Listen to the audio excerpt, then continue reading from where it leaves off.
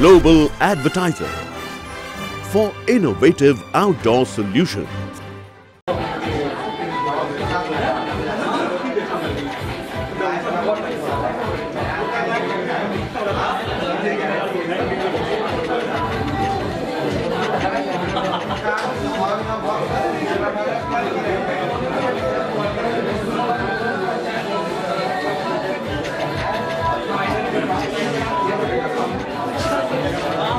विश्राम कर करके चलता है, लेकिन हम अब इस फिल्म के बिल्कुल रिलीज के करीब हैं, तो हमको ऐसा लगा कि जब फिल्म पूरी हो चुकी है तो आप लोगों के बीच में इसको रखा जाए और उसके बाद तो दर्शकों के बीच में लड़ाई की स्थिति आएगी ही। तो आज ये फिल्म जिसका मैंने खुद निर्देशन किया है, राइटिंग भी किया है, और इस फिल्म के निर्माता योगेंद्र कुमार चौहान जो इस फिल्म के हीरो भी हैं, तो इस फिल्म का पोस्टर का लॉन्चिंग का ये कार्यक्रम है और बहुत ज्यादा बातें, काफी कुछ सीखने को प्रेरणा मिलती है आपसे। सुशील सिंह जी, मैं आपसे आग्रह करूंगा और आपके बाबा जी आप दोनों को नमस्कार। आशीष बाबा जी, सुशील सिंह जी, और इस फिल्म के नायक योगेंद्र कुमार चौहान। इस पर्दे के पीछे 6 सीटर लगा हुआ है, इसी की ओपनिंग करनी है।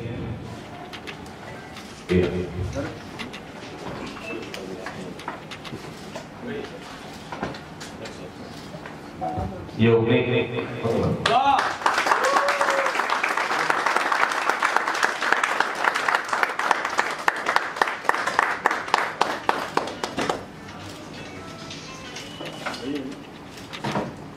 काफी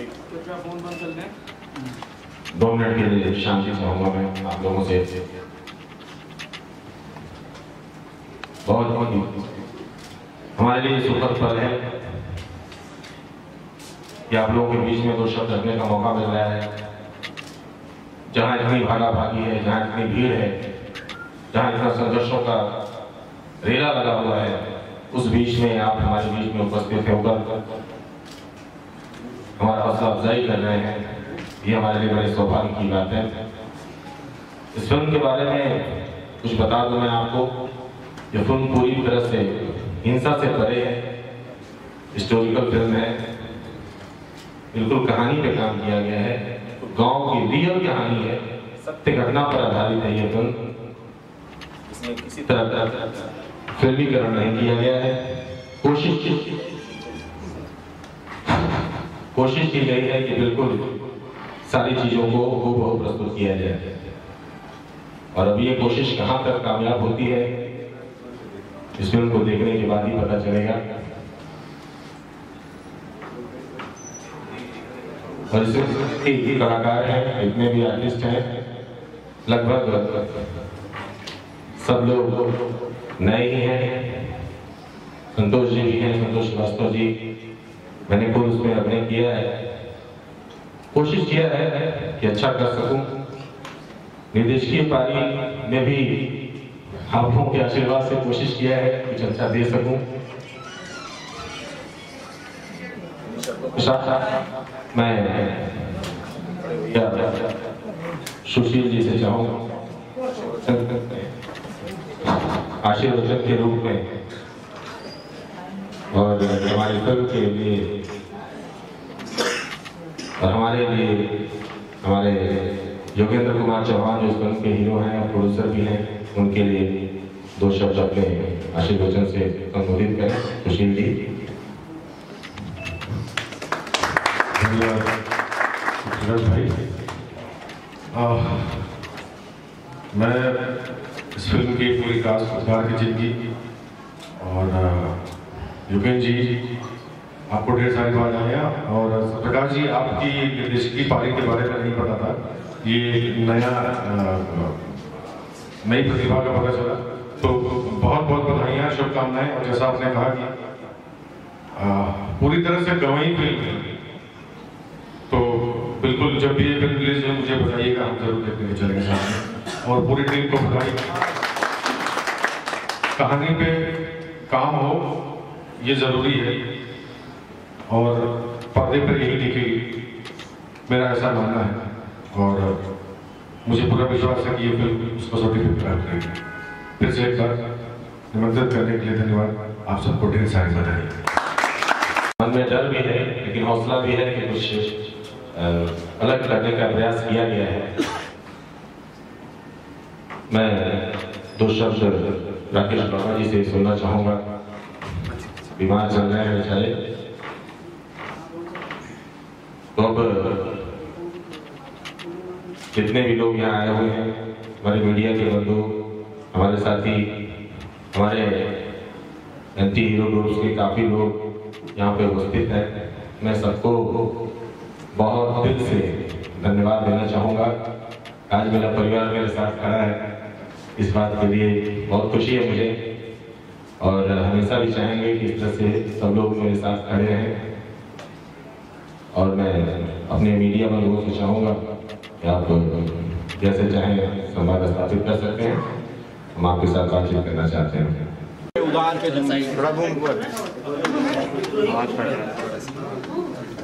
एकदम थोड़ा सा भी जगह नहीं है किसी तरह। हाँ हाँ सही है।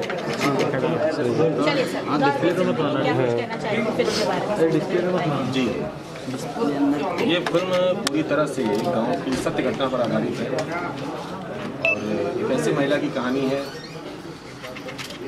इसके जीवन में शायद ही बिल्कुल ये मुमकिन नहीं है, लेकिन वो होता है, ऐसी घटना होती है। एक बाप जो है अपनी बेटी को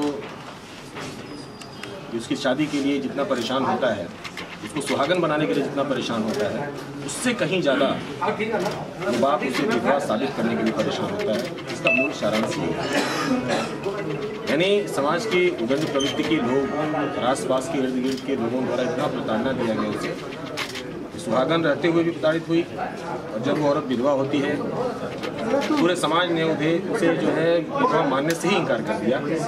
और उसी उधेड़-बुन की ये पूरी कहानी है। बिल्कुल ग्रामीण परिवेश में उसको शूट किया गया है। कोई भी बहुत ही एक्स्ट्रा ऑर्डिनरी चीज़ इसमें नहीं लाई गई है। बिल्कुल वही गाँव का मंडई, वही गाँव का कुआर पोरा जो कह लीजिए आप, कुआं चाहे गांव का नाद, वही गांव की आलू की खेती, सब कुछ बिल्कुल गांव में शूट हुआ है। पूरी तरह से गांव की फिल्म है। अच्छा, फिल्म में और कुछ स्टार कास्ट में कुछ बताइए। जी, मैंने बताया पहले भी, ऐसे भी बता रहा हूँ, इसमें स्टार कास्ट नहीं है। मैं हूँ जो कि कुछ फिल्में किया हूँ, होता है।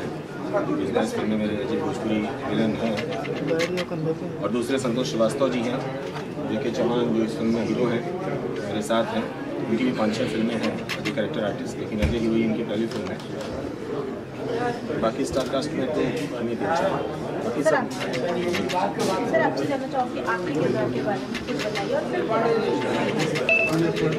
जी, यहाँ की ज़िंदगी में एक ऐसा मेरा कैरेक्टर ऐसा भी कर रहा हूँ जो बिल्कुल एक सपोर्टिंग इंसान है, जो महिला है जो बिल्कुल टूट चुकी होती है और उसको एक ऐसा इंसान मिलता है जो जीने के लिए उसको प्रेरित करता है और हौसला बुलंद करता है। फिर उसको काफ़ी उम्मीदें बढ़ जाती हैं और बहुत आगे चलकर उसको कामयाबी मिलती है। इस तरह का मेरा एक कैरेक्टर है जो कि एक गांव का एक ऐसा इंसान है जो सबकी हेल्प भी करता है। तो मैं इस तरह के कैरेक्टर करके बहुत संतुष्ट हूँ कि मुझे इस तरह कुछ करने का अवसर मिला। और ये मेरे आदर्श हैं सत्यराज जी, इसमें के डायरेक्टर हैं, राइटिंग भी की है और बहुत अच्छा लगा इसमें काम करके। और सिनेमा बिल्कुल कंप्लीट हो चुका है, अब रेसिंग के दौरान स्टोरी पे कब काम शुरू करना शुरू किया आपने? आपको कैसा लगा कि इसमें एक मुद्दा होना चाहिए, इस पे काम करना चाहिए, एक फिल्म बननी चाहिए? ये पूरी घटना जो है मेरी आंखों के सामने से घट रही थी और मैं इसके मैडम तक नहीं पहुंच पा रहा था, क्योंकि घटना जैसे उस लड़की के साथ अन्याय मेरी, बिल्कुल मैंने बताया जैसे कि ये सत्य घटना पर आधारित है, बिल्कुल सब कुछ अन्याय मेरी आंखों के सामने हो रहा था। मैं एक तरह से मैं वो एक जो ये किरदार कर रहे हैं हैं, तो रियल लाइफ में मैं उस किरदार को निभा रहा था कि मतलब उसका साथ दे रहा था, सपोर्ट कर रहा था। मेरे ऊपर सच में हमले भी हुए उस बात को लेकर के कि आप ऐसा क्यों कर रहे हैं, जबकि ये लड़की को हम लोगों ने साबित कर दिया है कि ये लड़की इस गाँव की विधवा ही नहीं है, उस लड़की से उसकी शादी ही नहीं हुई थी। तो उसको मैंने एतराज़ किया कि नहीं यार, मैं तो इसकी शादी में गया था, मैं तो ये किया था, तो फिर ऐसा कैसे होता। मेरे लिए बहुत शौक था, ये बहुत ही अप्रत्याशित घटना थी कि ऐसा होता भी है क्या, कि मतलब इतना सब कुछ होने के बाद भी कागज़ों में, चंद कागज़ों में नाम न दर्ज होने की वजह से उसको ये साबित कर पाना बहुत मुश्किल हो गया कि वो इस घर की बहू है ही नहीं। तो मुझे ये पता चला, ये लगा कि जो सरकारी मशीनरी है वो अलग काम करती है, ये हमारे जो आडम्बरिक शादियाँ हैं वो किसी काम की नहीं है, इसके किसी भी रिकॉर्ड को सरकार में कोई मान्यता नहीं मिलती है। मैंने उस दिन महसूस किया एक छोटे से रजिस्टर में जिसका नाम दर्ज नहीं है, वो किसी की पत्नी है, किसी की बेटी है, कोई मान्यता नहीं है उसकी, जब तक कि रजिस्टर में दर्ज नहीं है। मैं उस कहानी को बिल्कुल देख रहा था और लिख रहा था।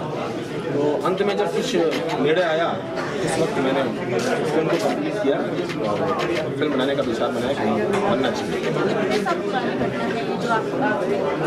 ये 2013 की, 12 से 13 तक, और 13 में पूरी घटना लगभग पटाक्षेप की तरफ थी, और उसी बीच मैंने इसको कंप्लीट भी किया तुरंत, और तुरंत उसकी बनाई मैंने, जो भी लिखा सुबह शूट कर।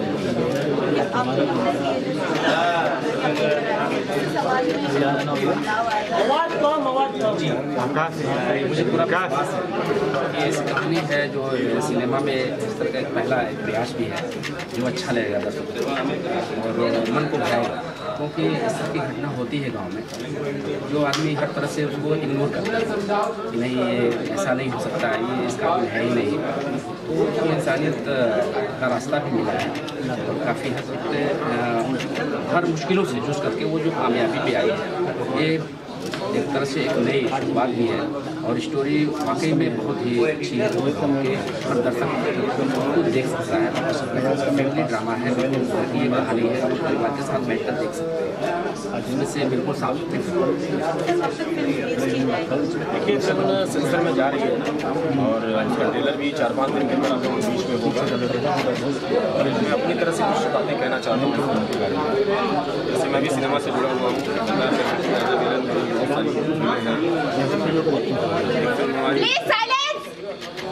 एक फिल्म हमारी धनबाज खिलाड़ी, जिसको यू सर्टिफिकेट मिला है, भोजपुरी में यू सर्टिफिकेट किसी फिल्म को मिलना है, ये अपने आप में ही अप्रत्याशित बात है।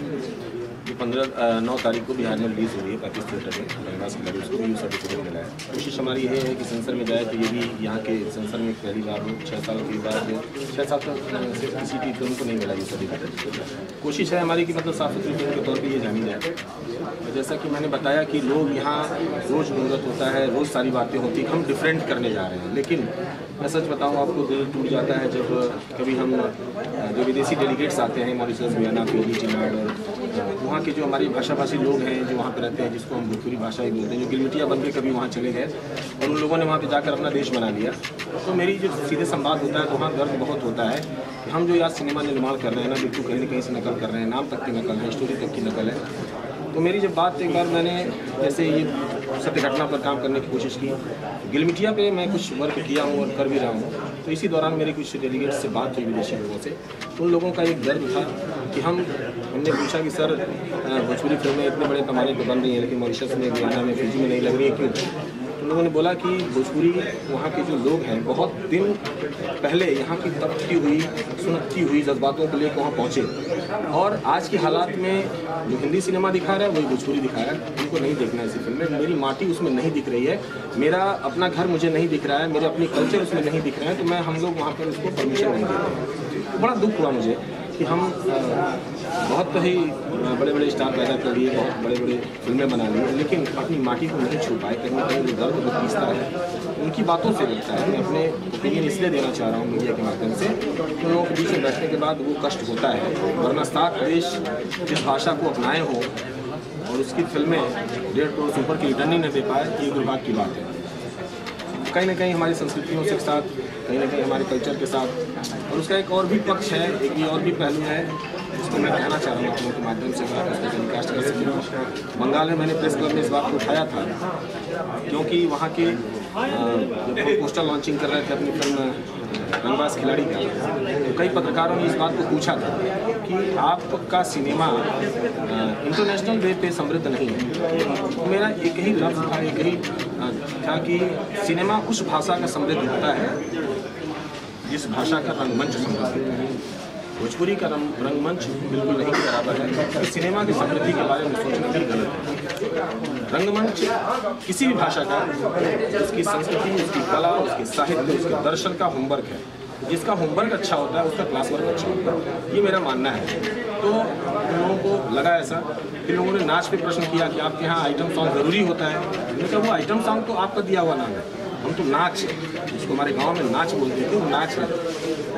वो नाच है, वो नाच में कहवा भी था, बहुत सारे परंपराओं की चीज़ें थी, उसको बदलते बदलते आज मॉडर्न युग में उसको आइटम बना दिए, वो अलग विषय। जबकि रंगबाज खिलाड़ी में उस नाच का प्रयोग किया है मैंने, लेकिन बावजूद उसके आज की भोजपुरी फिल्मों में जब भी आइटम सॉन्ग के रूप में कोई नाच प्रस्तुत हो जाता है तो उसको यू सर्टिफिकेट नहीं मिलता है, लेकिन उसको यू सर्टिफिकेट मिला है तो उसकी किसी रीज़न होगा कुछ।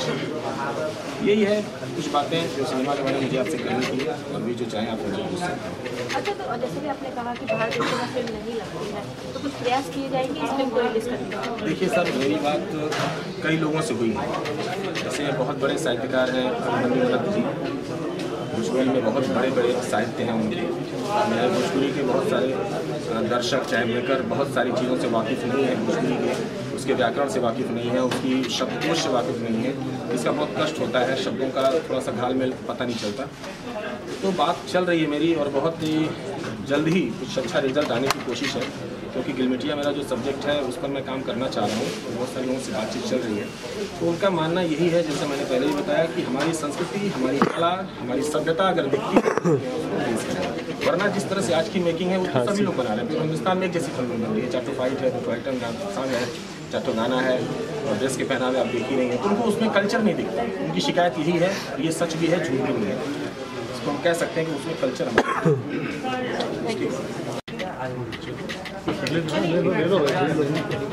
भैया भैया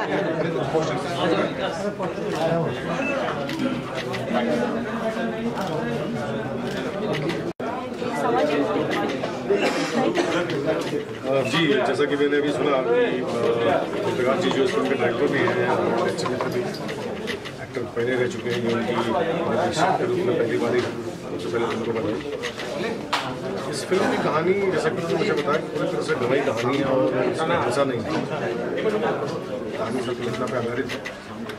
तो मैं चाहूँगा कि इस तरह की कहानियों पर अगर काम होता है और कहानी पर काम होता है तो वाकई तो फिल्म अच्छी बनेगी, और मैं बधाई दूँगा इस फिल्म की चाहूँगी।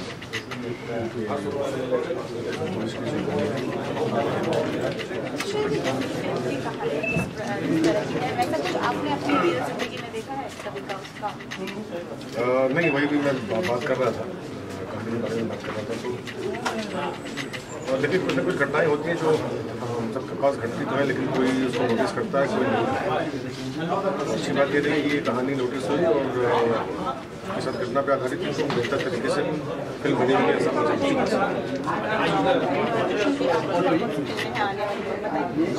मेरी अभी तुरंत रिलीज होने वाली फिल्म है लोहा पहलवान, बॉर्डर की शूटिंग के लिए निकल रहा हूँ, उसके बाद फिर लोगों के लिए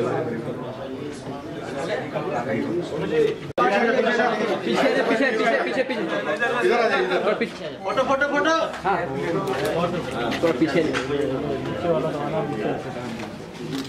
सर लुक एक स्टिल का वीडियो ले रहा तो स्टिल मारेंगे।